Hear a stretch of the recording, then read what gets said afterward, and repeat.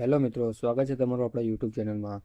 તો છેલ્લા ઘણા સમયથી માય રેશન એપ્લિકેશનમાં જે ઘણી બધી પ્રોબ્લેમ આવતી હતી, તો એના માટે આજે આપણે અપડેટ લઈને આવ્યા છીએ કે હવે તમારે રેશન કાર્ડની અંદર કોઈ પણ પ્રકારની પ્રોબ્લેમ આવશે નહીં. કારણ કે હવે ગૃહમંત્રી દ્વારા આની અંદર અપડેટ કરી દેવામાં આવ્યું છે. આની પર એમને ઘણા સમયથી કહેતા હતા કે અમે માય રેશન એપ્લિકેશન પર કામ કરી રહ્યા છીએ અને હવે એનું કામકાજ ચાલુ છે અને સર્વર વધી રહ્યા છે, બરાબર. તો હવે સર્વર વધી ગયા છે, બરાબર. અહીંયા આપણે લોગિન કરી દઈએ છીએ, બરાબર. માય પિન આપણે પિન ટાઈપ કરીને કરી દઈએ છીએ, બરાબર છે. સક્સેસ. તો તમે જ્યારે લોગિન કરશો તમારી સામે આવું સક્સેસનું ઓપ્શન આવી જશે, બરાબર છે. પછી તમારે આવું તમારે ઇન્ટરફેસ ઓપન થઈ જશે. જો તમે પહેલી વાર કરી રહ્યા છો લોગિન, તો તમારે અહીંયા નીચે જવાનું રહેશે. અહીંયા માય પ્રોફાઇલ પર તમારે ક્લિક કરવાનું છે. અહીંયા માય પ્રોફાઇલ લખેલું છે, પ્રોફાઇલ લખેલું છે, બરાબર. એના પર જશું તો તમારું અહીંયા નામ આવી જશે, અહીંયા તમારો મોબાઈલ નંબર આવશે. પણ જો તમે હજુ સુધી રેશન કાર્ડ નંબર લિંક નથી કર્યો તો તમારે લિંક કઈ રીતે કરવો એ આપણે બતાવી રહ્યા છીએ. અહીંયા તમારે લીખા છે મારું રેશન કાર્ડ લિંક કરો, બરાબર છે. પહેલી વાર તમે કરી રહ્યા છો આની અંદર, બરાબર, રજીસ્ટર, તો તમારે લિંક કરવું જરૂરી છે અને એની વગર તમારું કોઈ પણ કામ થવાનું નથી, બરાબર છે. તમારે ઈ કેવાયસી તો બિલકુલ નહીં થાય. જો તમે રેશન કાર્ડ લિંક નહીં કરો તો તમારું ઈ કેવાયસી બિલકુલ નહીં થાય. તો તમારે અહીંયા રેશન કાર્ડ નંબર ટાઈપ કરવાનો રહેશે, જે 12 આંકડાનો કે વધારે છે, બરાબર. 15 આંકડાનો છે લગભગ. તો તમારે અહીં કેવાયસી તમારે રેશન કાર્ડ નંબર ટાઈપ કરવાનો રહેશે, બરાબર. એ પ્રકારનો નંબર કાર્ડ ટાઈપ કરવાનો રહેશે, 15 આંકડાનો. અહીંયા તમારે કોઈ પણ વ્યક્તિ, કોઈ પણ સભ્ય જે આધાર કાર્ડમાં નામ ધરાવે છે એના 4 આંકડા તમારે ટાઈપ કરવાના રહેશે, આધાર કાર્ડના છેલ્લા 4 આંકડા, બરાબર. પછી તમારે રેશન કાર્ડ લિંક કરો, બરાબર, એવું ઓપ્શન પર ક્લિક કરવાનું રહેશે. આપણે લિંક કરેલું છે એટલા માટે આપણે કરતા નથી અહીંયા, પણ તમારે આ વસ્તુ કરવાની છે, બરાબર. આ વસ્તુ કર્યા પછી તમારી સામે successfully ration card number linked એવો ઓપ્શન આવી જશે, બરાબર છે. તો આપણે બીજું બધું જોઈશે. અહીંયા વેરિફિકેશન પણ કરી શકો છો, તમે ડાયરેક્ટ પણ કરી શકો છો. જો તમે ડાયરેક્ટ જોવા માંગતા હોય બિલકુલ કશું કર્યા વગર, તો તમારે આના પર ક્લિક કરવાનું રહેશે, બરાબર. અને બારકોડ સ્કેન પર ક્લિક કરવાનું છે અને તમારા રેશન કાર્ડમાં જે બારકોડ આપ્યો છે એને સ્કેન કરશો તો તમારા રેશન કાર્ડની વિગતો તમારી સામે આવી જશે, બરાબર છે. તો આપણે અહીંયા જોઈ શકો છો જાહેર વિતરણની વ્યવસ્થા છે, રેશન કાર્ડની વિગતો. જો તમે લોગિન કરી નાખ્યું છે, લિંક પણ કરી નાખ્યું છે, તો તમે આના પર ક્લિક કરીને જોઈ શકો છો, બરાબર. અને જો તમે લોગિન નથી કર્યું, બરાબર છે, અને ડાયરેક્ટ તમે બીજા કોઈ વ્યક્તિનું જોવા માંગો તો અહીંયા ખાલી તમારે નંબર સુધારી નાખવાનો છે. અહીંયા તમે નંબર જે વ્યક્તિનું જોવું છે એ નંબરના ટાઈપ કરી દેશો અહીંયા, બરાબર. અહીંયા કોઈ પણ વ્યક્તિનું રેશન કાર્ડનો નંબર ટાઈપ કરશો અને અહીંયા કેપ્ચા કોડ ટાઈપ કરશો તો તમને એ વ્યક્તિનું રેશન કાર્ડ બતાવી દેશે, બરાબર છે. જો પણ તમે ઈ કેવાયસી કરવા માંગો છો તો તમારે ફરજિયાત રેશન કાર્ડ નંબર લિંક કરવો જરૂરી છે, બરાબર. એ તમારે ફરજિયાત કરવું પડશે. અને અહીંયા મોબાઈલ આધાર છે તો આપણે આના પર ક્લિક કરી રહ્યા છીએ, બરાબર. કારણ કે આ બધી માહિતી, બીજા બધા ઓપ્શનમાં માહિતી છે પણ એ અત્યારે એટલું જરૂરી નથી, બરાબર. એ આપણો વિષય છે ઈ કેવાયસી કઈ રીતે કરવું અને ઈ કેવાયસીમાં શું ફેરફાર આવે છે, તો આપણે એના માટે જોઈ રહ્યા છીએ. તો આપણે એ જોઈશું, બરાબર. કારણ કે અત્યારે અપડેટ આવી ગયું છે અને બહુ સ્મૂથલી કામ કરી રહ્યું છે, એટલા માટે તમારી માટે આ વિડીયો બનાવી રહ્યા છીએ આપણે. તો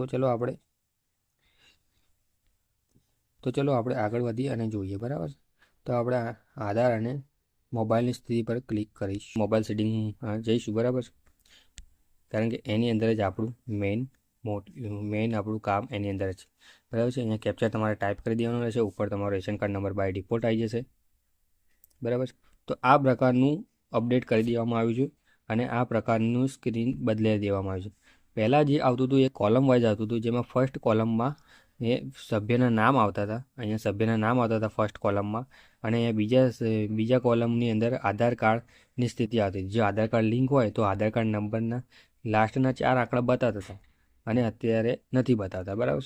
અને અહીંયા મોબાઈલ નંબર બતાવતા હતા, 3 કોલમ હતી. અને અહીંયા આધાર કાર્ડની સાથે સાથે ઈ કેવાયસી પેન્ડિંગ પણ બતાવતા હતા. જો કેવાયસી થઈ ગયું હોય તો યસ બતાવતા હતા અને ન થયું હોય તો પેન્ડિંગ બતાવતા. પણ અત્યારે ઈ કેવાયસી પેન્ડિંગનો ઓપ્શન જ નથી આની અંદર, બરાબર. ઈ કેવાયસી પેન્ડિંગનો ઓપ્શન નથી, તેથી લોકો કન્ફ્યુઝ થઈ શકે છે કે હવે આપણે ઈ કેવાયસી કરાવવું કે ન કરાવવું, કારણ કે આની અંદર ઓપ્શન નથી, બરાબર. કોઈ જો પોતે ઘરે કરી રહ્યું તો એ કન્ફ્યુઝ થઈ શકે છે કે આમાં ઈ કેવાયસી કરવું કે ન કરવું, બરાબર. પણ જો આની અંદર તમારો આધાર કાર્ડ લિંક હોય તો તમને અહીંયા ઈ કેવાયસી પેન્ડિંગનો ઓપ્શન આવશે. પણ જો આધાર કાર્ડ નંબર લિંક નથી એટલે અહીંયા ઈ કેવાયસી પેન્ડિંગનો ઓપ્શન નથી આવતો, બરાબર. એટલે તમારે ઈ કેવાયસી માટે આધાર કાર્ડ લિંક કરવું જરૂરી છે, બરાબર. તો ચલો આપણે કઈ રીતે કે આધાર કાર્ડ લિંક કરવું એ પણ તમને બતાવી દઈએ છીએ. બરાબર. તો તમે અહીંયા થોડો નીચે સ્ક્રોલ ડાઉન કરશો, બરાબર છે, ત્યાં તમારી સામે આધાર ઈ કેવાયસી ઓપ્શન બતાવશે, બરાબર. આધાર ઈ કેવાયસી, બરાબર. આ ફેસનું લોગો છે, અહીંયા તમે જઈને ક્લિક કરવાનું રહેશે. તમે ક્લિક કરશો, બરાબર છે, તો તમારી સામે આ નાની નાની સૂચનાઓ આવશે, બરાબર. આ સૂચના તમારે કાયદેસર વાંચવાની છે, બરાબર છે. આ વિડીયો પોઝ કરીને વાંચવાની છે, કારણ કે હું તમને એક એક વસ્તુ નહીં બતાવીશું, બરાબર. પછી તમારે આ આધાર એપ્લિકેશન ડાઉનલોડ કરવાની છે, બરાબર.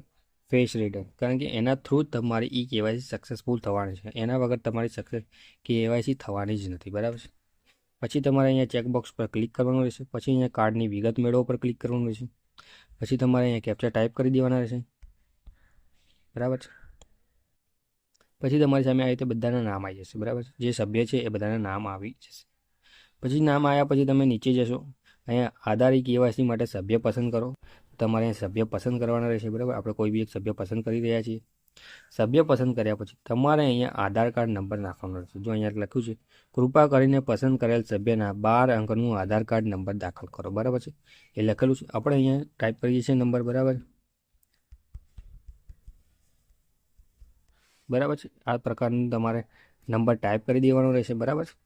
એ ટાઈપ કર્યા પછી તમારે અહીંયા આ સભ્યના આધાર શેડિંગ અને ઈ કેવાયસી પર ક્લિક કરો. અહીંયા તમને દેખાઈ રહ્યું છે, એના પર ક્લિક કરશો. પછી એક ઓટીપી આવશે, જે નંબર રજિસ્ટર્ડ છે આધાર કાર્ડ સાથે, બરાબર છે. એના પર ઓટીપી આવશે. એ ઓટીપી તમે ટાઈપ કરશો અને તરત જ શેડિંગ થઈ ગયા પછી તમને ડાયરેક્ટ જ રીડાયરેક્ટ કરી નાખશે તમને ઈ કેવાયસી માટે. એટલે કેમેરો ખોલી જશે ને તમારે ફેસ રીડ કરાવવાનું રહેશે અને પછી મંજૂરી માટે મોકલવાનું રહેશે, બરાબર છે. તો એ પ્રકારની માહિતી હતી, બરાબર. તો એ તમારે કરવાનું રહેશે. એટલે તમારે આધાર કાર્ડ લિંક કરવું જરૂરી છે. બંને તમારે આની અંદર તમારે ઓપ્શન જો જરૂરી હોય તો એક આધાર અને મોબાઈલની સ્થિતિ અને આધાર ઈ કેવાયસી, બે ઓપ્શન જરૂરી છે, બરાબર. અને જો નીચે બીજા ઓપ્શન તમારે યુઝ કરવો હોય તો અહીંયા આપણે બતાવી દઈએ છીએ કે આ ફરિયાદનો ઓપ્શન, ફરિયાદ નિવારણ ઓપ્શન માટે તમે એક કરી શકો છો. જો કે આ બહુ મોસ્ટલી લોકો વાપરતા નથી, કારણ કે આની જરૂર પડતી નથી, કોઈને ખ્યાલ નથી. તો તમે આના પર જઈ શકો છો, બરાબર. અહીંયા તમારું નામ આવી જશે. અહીંયા તમારે એડ્રેસ ટાઈપ કરી દેવાનું છે 3 લાઇનની અંદર. અહીંયા તમારે ડિસ્ટ્રિક્ટ સિલેક્ટ કરી દેવાનું રહેશે, બરાબર. અહીંયા તમારે તાલુકો સિલેક્ટ કરી દેવાનો છે. અહીંયા તમારે ગામ અને શહેર.